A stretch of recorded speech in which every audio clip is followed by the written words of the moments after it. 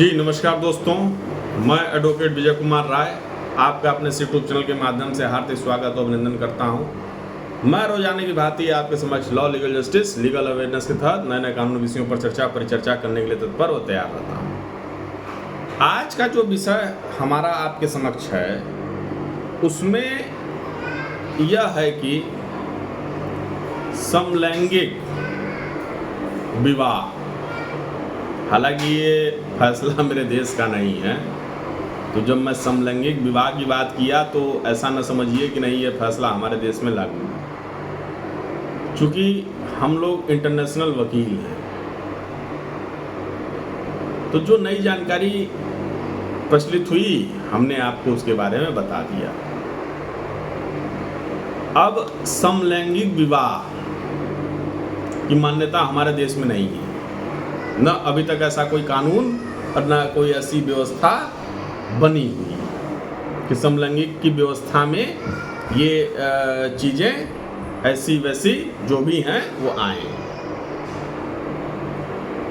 तो अब समलैंगिक कानून की व्यवस्था में जो समलैंगिक की बात मैंने किया अपने चैनल के माध्यम से, अपने YouTube चैनल के व्यवस्था में, कि समलैंगिक की व्यवस्था में क्या आया है क्या नहीं आया है। तो थाईलैंड में समलैंगिक विवाहों को मिली मंजूरी, मतलब हमारे जो थाईलैंड देश की बात मैं करूं तो थाईलैंड देश की व्यवस्था में थाईलैंड में समलैंगिक विवाह यानी लड़का लड़का लड़की लड़की का विवाह को कानूनी मान्यता प्राप्त हो गई है। इसी पर चर्चा परिचर्चा मेरी आज आपके समक्ष है। तो थाईलैंड की नेशनल असेंबली के उच्च सदन सीनेट ने समलैंगिक विवाह को कानूनी मान्यता देने वाले एक विधेयक को भारी बहुमत के साथ मंजूरी दे दी। इसके साथ ही थाईलैंड दक्षिण पूर्वी एशिया में ऐसा कानून लागू करने वाला पहला देश बन गया है।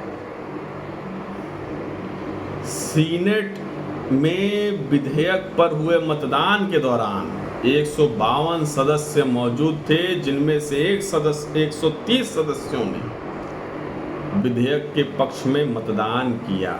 ये भी बड़ा ताज्जुब की बात है कि 152 सदस्य हैं, 152 सदस्यों में 130 सदस्यों ने इसके पक्ष में वोटिंग की, अपने वोटिंग पावर का इस्तेमाल किया और इस कानून को फॉलो अप करने के लिए। ये भी बड़ा विचित्र जो है सिस्टम है। जबकि इस कानून के खिलाफ मात्र 18 सदस्यों ने ही वोटिंग की।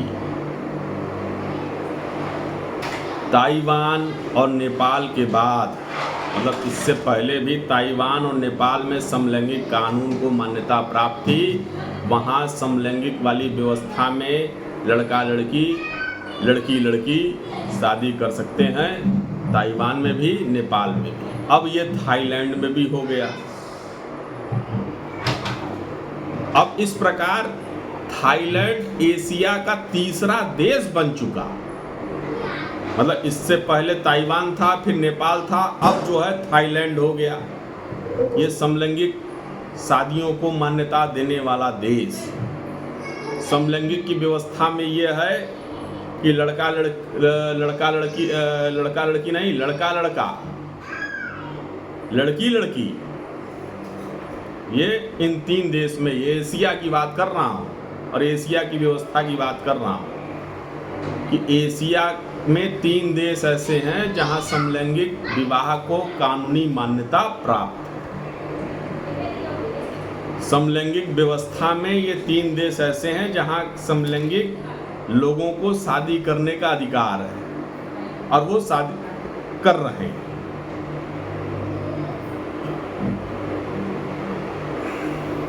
तो यही चर्चा परिचर्चा मेरी आज आपके समक्ष थी, और ये थोड़ा सा हट के चर्चा थी कारण ये था कि हम लोग नेशनल ही नहीं इंटरनेशनल वकील हैं, नेशनल के बारे में जानकारी रख रहे हैं, इंटरनेशनल की भी जानकारी हमारे जो यूट्यूब के दर्शक हैं, हमारे जो मित्र हैं, उनको होनी चाहिए कि समलैंगिक विवाह और समलैंगिक की व्यवस्था में मात्र एशिया में 3 देश ऐसे हैं कि जिनको लीगल राइट प्राप्त है कि आप उस देश में जाइए और समलैंगिक की शादी कर लीजिए, समलैंगिकता की व्यवस्था में चले जाइए, कोई रोक टोक नहीं, कोई कानूनी व्यवस्था में प्रावधान नहीं।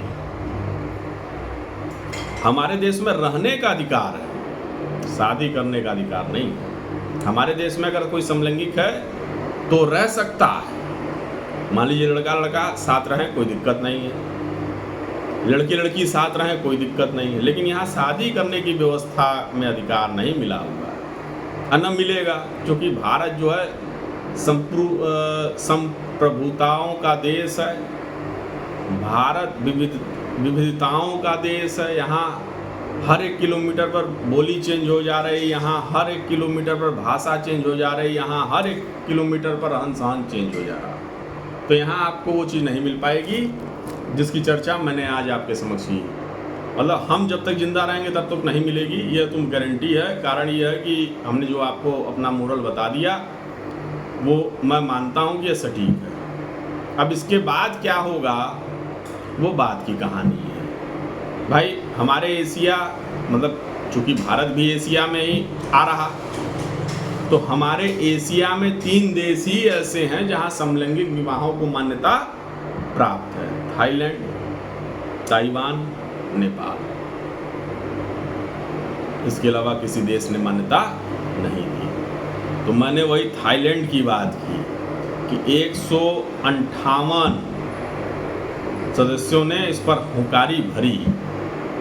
तो यदि आप समलैंगिक हैं, समलैंगिकता की व्यवस्था में जाना चाहते हैं, तो आपको भैया यही 3 देश रास आएंगे। आप यहाँ जाइए, निसंकोच भाव से अपनी व्यवस्था आगे बढ़ाइए, हो सकता है।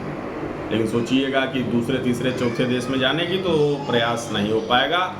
समलैंगिक का कानून जरूर हमारे देश में लागू है। समलैंगिकता पर रहने वाले पार्टनर की व्यवस्था में उसके अधिकारों की बात हमारे देश में जरूर कही गई, उस पर जजमेंट भी कई ठो आए हुए हैं, वो एक्सेप्टेड है। लेकिन समलैंगिक विवाह की बात, तो हमारे देश में विवाह समलैंगिक संभव नहीं है। अभी तक तो ऐसा कोई कानून नहीं आया, और मैं समझता हूँ कि हमारे जब तक हम लोग जिंदा हैं तब तक नहीं आ पाएगा।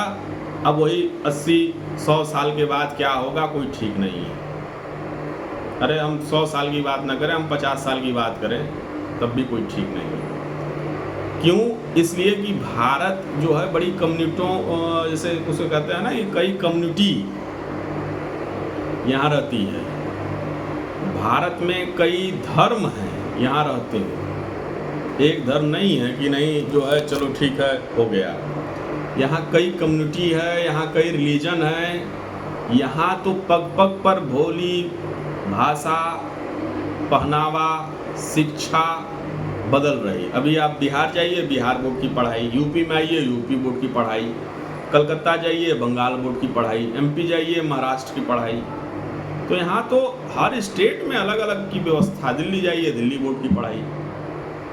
तो कानून शादी करने का तो पूरे देश में लागू है, वो तो जिस हिसाब से चल रहा है उसी हिसाब से चलेगा, उसकी बात नहीं हो रही। बात ये हो रही समलैंगिक कानून और समलैंगिक विवाह। तो ये संभव नहीं है अपने देश में। तो इसी पर चर्चा परिचर्चा आज मेरी आपके समक्ष थी, और थोड़ा सा हट के चर्चा परिचर्चा थी, और हमारे देश की ये चर्चा परिचर्चा नहीं थी। हमारे देश से हटकर थाईलैंड की चर्चा हमने की।